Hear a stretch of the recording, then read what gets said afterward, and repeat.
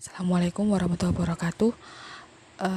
Saya akan menjelaskan di sini khususnya untuk kelas 10 BDP 3 karena kalian belum sempat ketemu saya dalam bab 5 ini ya.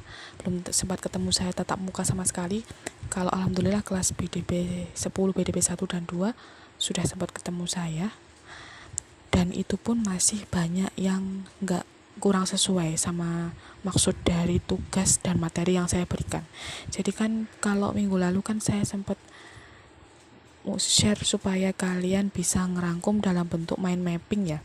Jadi mind mapping itu dia bukan peta konsep, dia itu berisi poin-poin aja. Kalau peta konsep kan berisi penjelasan yang lebih detail, berupa paragraf biasanya ya. Kalau peta konsep kalimatnya panjang, kalimat yang utuh. Tapi kalau mind mapping itu dia hanya poin-poin yang penting, pokok-pokoknya aja. Jadi misalnya seperti yang saya gambarkan ya, ada 2 misalnya. Jadi pusat titiknya ada di bab 5 strategi STP itu. Jadi bisa kamu letakkan di tengah-tengah kertas atau di paling ujung pojok gitu ya, pojok kertas, entah bagian atas atau entah bagian bawah, terserah kalian. Yang penting intinya pusatnya adalah bab 5 strategi STP.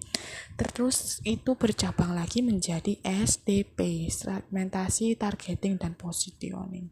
Nah, kurang lebih seperti ini gambarannya. Jadi segmentasi itu nanti bercabang lagi menjadi yang pertama arti atau definisinya apa. Itu pun kamu bentuk berupa poin-poin. Misalnya segmentasi itu dibagi menjadi kelompok konsumen yang besar. Terus yang nomor 2 apa? Dibagi berdasarkan apa gitu. Jadi poin-poin, bukan paragraf yang menyambung kalimatnya sehingga terkesan panjang gitu, enggak ya. Terus tujuannya apa? Terus pembagiannya, misalnya segmentasi itu kan dibagi menjadi segmentasi itu dibagi menjadi ini, geografis, demografis, psikografis tuh ya.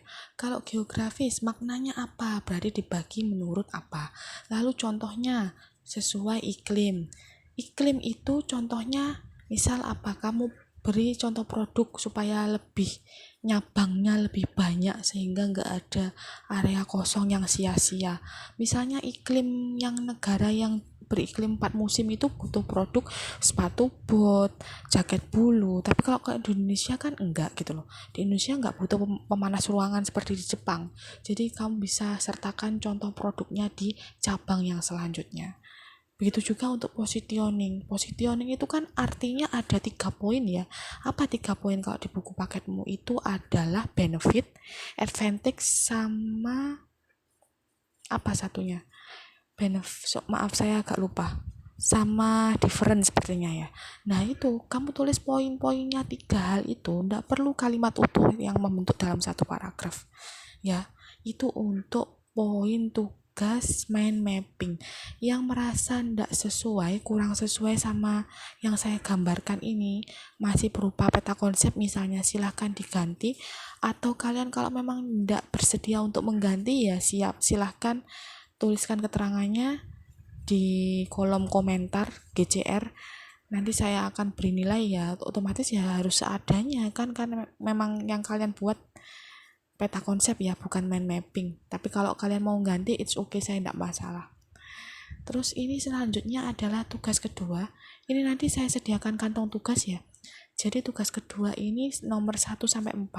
Nomor 1 ini tuliskan 5 macam, minimal 5. Otomatis kalau kalian sebutkan hanya 5, berarti ya nilai maksimalmu pasti 82. Walaupun pekerjaanmu itu benar. Jadi minimal 5 merek produk yang punya double benefit. Apa double benefit ini? Misalnya ya Misagrip ya, Misagrip sama Oskadon.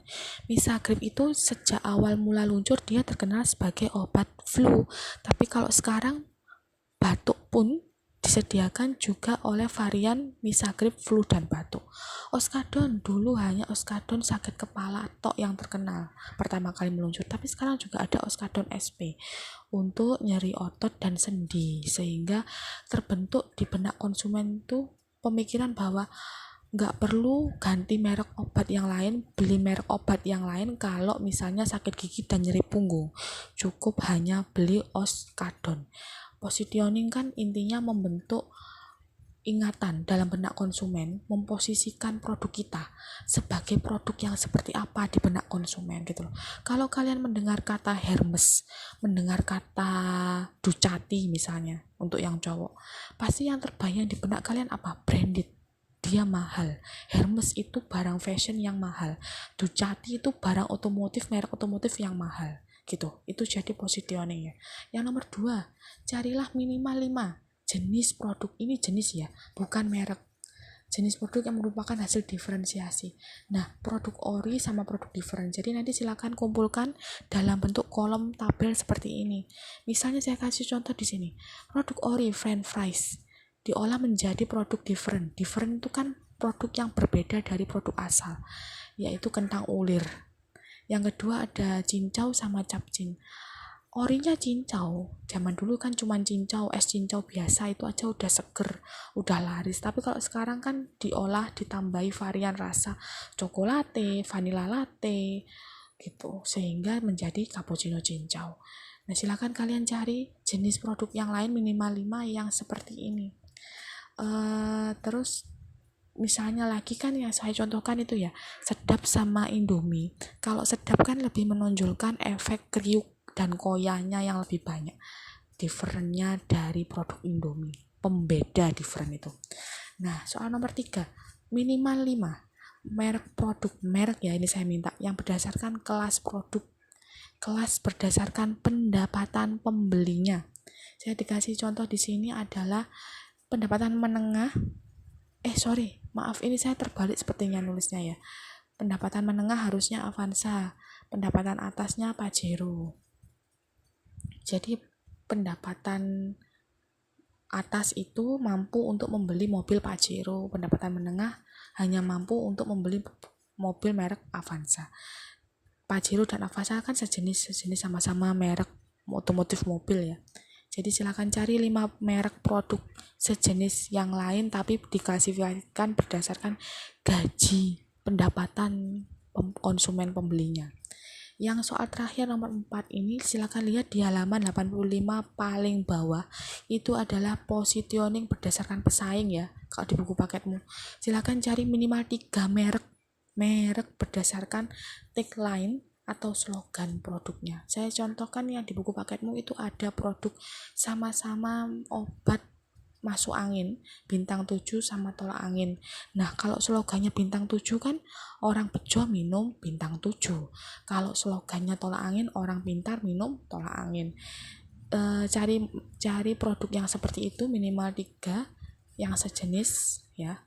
Sama-sama obat sakit kepala, sama-sama makanan instan gitu ya. Silakan cari slogan dan tagline-nya, nggak harus yang kalimatnya sama depannya, nggak. Misalnya kan ini kan saya kasih contoh bintang 7 sama tolak angin tuh punya slogan yang sama, kata depannya sama-sama orang. Tapi nanti tugasmu nggak seperti itu, nggak harus sama-sama, kata depannya nggak harus sama ya. Yang jelas produknya harus sejenis ya. Silahkan tulis di buku tulis marketing, lalu nanti upload ke kantong tugas yang saya sediakan di Google Classroom. Walaupun kalian libur panjang karena peringatan Maulid Nabi, kelasmu 10 BDP 3 nggak ketinggalan materi dengan 10 BDP 1 dan 2. Ada pertanyaan silakan via WA pribadi. Terima kasih. Wassalamualaikum warahmatullahi wabarakatuh.